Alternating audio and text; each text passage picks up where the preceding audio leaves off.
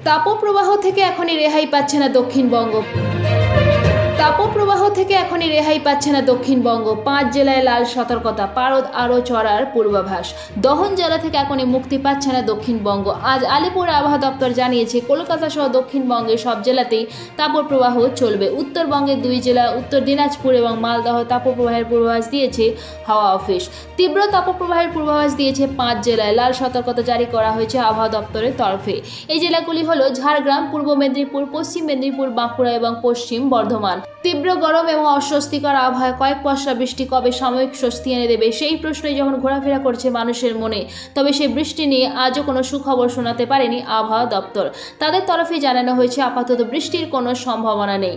উল্টে আগামী কয়েকদিনের তাপমাত্রা আরও খানিকটা বৃদ্ধি পাওয়ার পূর্বাভাস দেওয়া হয়েছে। হাওয়া অফিসের পূর্বাভাস, আগামী 3 দিনে গাঙ্গেয় পশ্চিমবঙ্গে পারদ আরও 2 থেকে 4 ডিগ্রি সেলসিয়াস চড়তে পারে। আগের পূর্বাভাস মিলিয়ে রাজ্যের বড় অংশ জুড়ে তাপপ্রবাহে দেখা গিয়েছিল গতকাল। তাপপ্রবাহ হয়েছে রাজ্যের 15টি জায়গায়, আরও 20টি জায়গায় তাপমাত্রা 40 ডিগ্রি সেলসিয়াস ছাড়িয়েছে। সেই তালিকায় কলকাতাও রয়েছে। গতকাল কলকাতার তাপমাত্রা ছিল 40.5 ডিগ্রি সেলসিয়াস। তাপপ্রবাহ হয়েছে মহানগরীতেও। আজ কলকাতার সর্বোচ্চ তাপমাত্রা 40 ডিগ্রি সেলসিয়াসের উপরে থাকবে বলে জানানো হয়েছে হাওয়া দপ্তরের তরফে। গরমে হাসফাস দক্ষিণবঙ্গ। শনিবার পর্যন্ত তাপপ্রবাহের সতর্কতা। আগামী কয়েকদিনে 3-4 ডিগ্রির তাপমাত্রা বাড়ার পূর্বাভাস। পূর্ব মেদিনীপুর, পশ্চিম বর্ধমানে তীব্র তাপপ্রবাহের লাল সতর্কতা। পশ্চিম মেদিনীপুর, বাঁকুড়া, হুগলিতেও চলবে তাপপ্রবাহ।